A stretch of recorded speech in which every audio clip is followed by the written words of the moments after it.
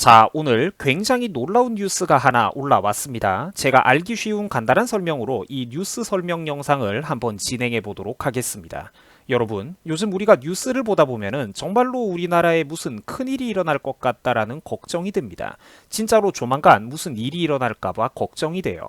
최근 한미 안보 성명에서 주한미군 규모를 현 수준으로 유지하겠다라는 이 중요한 문구가 최근 빠져버렸다라고 합니다. 군대를 갔다 오신 분들은 이게 얼마나 무섭고 위험한 소리인지 사태의 엄중함이 잘 이해가 되실 겁니다. 우리 대한민국의 안보 문제에 있어서 핵심 중의 핵심, 상징과도 같은 요소죠. 최소한의 외교적인 안보 장치가 지금 흔들리고 있는 것입니다. 아마추어 문정부의 무능력과 실책 또는 고의로 인해서 지금 현재 우리 대한민국의 운명은 그야말로 바람 앞에 촛불 신세와도 같습니다. 국제관계가 엉망이 되고 동맹과 외교가 개판으로 치닫고 있습니다. 자, 그래서 지금 인터넷 뉴스 토픽에서도 주한미군 유지에 관한 문제가 사람들 사이에서 최고의 관심사로 인기 뉴스 순위에 오르내리고 있고, 또 여러분들이 검색만 해보셔도 관련된 뉴스 자료들이 쏟아져 나오고 있는 상황입니다. 자세한 내용을 저와 함께 알아보시겠습니다. 자, 최근 미국 워싱턴에서 열린 한미안보협의회의 공동성명에서 미국의 거부로 인해 주한미군 규모를 현 수준으로 유지하겠다라는 중요한 문구가 빠져버렸다라고 합니다. 주한미군 규모를 현 수준으로 유지하겠다라는 이 중요한 문구가 빠져버렸다라고 합니다.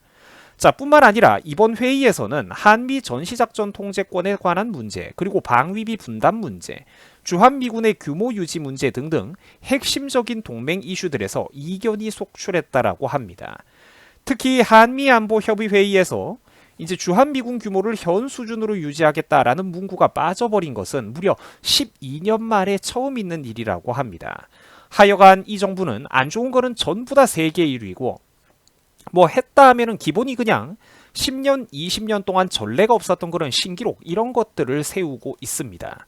자, 한미동맹이 이런 슬픈 지경에 처한 이유는 현 문재인 정부 자체가 기본적으로 반미 노선을 걷고 있기 때문입니다. 특히 얼마 전에는 이수혁 주미대사가 대놓고 반미 발언을 한 적도 있었습니다. 사실상 이를 기점으로 한미 관계가 심각하게 흔들리고 있다라는 지적이 나오고 있는데, 자, 며칠 전에 이수혁 대사가 뭐라고 말을 했냐면, 저도 영상을 올렸습니다만, 자, 70년 전에 미국을 선택했다고 해서 앞으로도 미국을 선택해야 되느냐라는 이런 정신 나간 발언을 했습니다. 현실을 잘못 이해해도 한참 잘못 이해하고 있죠. 이게 어디 일반인 입에서 나온 소리도 아니고 무려 주미 대사의 입에서 직접 나왔던 말입니다. 이쯤 되면은 미국이 우리 한국 정부의 진정성에 대해서 의구심을 품는 게 당연하다라는 것입니다. 심기가 불편해지는 게 솔직히 당연하다라는 것이죠. 이 외교라는 것이 보는 앞에서 말이나 행동을 이쁘게 해도 신뢰를 얻기가 어려운 법인데, 이거는 뭐 태도부터 대놓고 불량한 반골 기질이 가득하니까 이걸 누가 좋아하겠습니까? 솔직히 그동안 문 정부가 미국에 보였던 태도를 생각해보면 입이 10개라도 할 말이 없는 상황이죠. 자, 조건은 둘째치고 애초에 감사할 줄도 모르는 그런 뻔뻔한 사람을 누가 좋아하겠으며, 이래서야 어떻게 앞으로도 미국이 계속 호의를 베풀어 주겠습니까? 자, 우리나라 사람들이 크게 착각하는 게 하나 있는데, 미국은 협상이나 흥정의 대상이 아니라는 겁니다. 한국이 그렇게 만만하게 볼 수 있는 나라가 절대 아니에요. 불성실한 태도는 결국 방위비 인상과 같은 건수만 제공하게 됩니다. 아니, 이미 실제로 그런 수순을 밟아나가고 있죠. 저 같은 일반인 유튜버들조차도 수없이 경고했던 그런 외교적 수순들을 지금 실제로 우리나라에서 진행되어 나아가고 있습니다. 지금 우리나라 사람들의 가장 큰 문제점은 냉정한 자기 객관화가 안 된다는 것입니다. 자꾸 국뽕에 빠져가지고 우리나라가 세계의 주인공이라고 착각을 합니다. 그런데 거래 관계로 우리가 비유를 내보자면 미국은 갑이고 우리는 을입니다. 을도 아니고 저 뒤에 병정 끄트머리에 있습니다.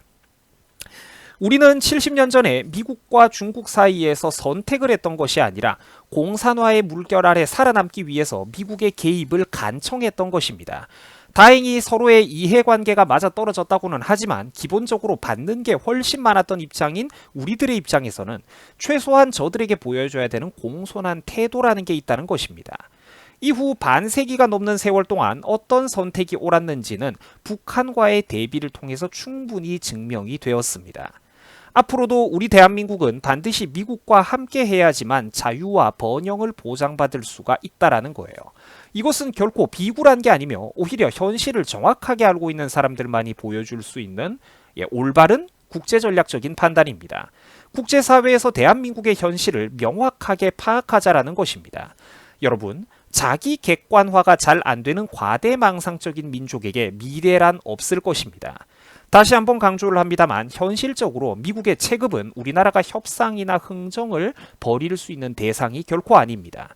어차피 물질적으로 우리보다 절대적인 우위에 있는 나라이기 때문에 이런 나라의 마음을 공략하기 위해서는 돈이나 조건 이전에 마음과 신뢰도를 먼저 얻는 게 급선무라는 것입니다. 우리 대한민국이 동북아시아에서 미국의 확고한 전략적인 파트너라는 것을 명확하게 그들에게 인식시켜 줘야 된다는 것이죠.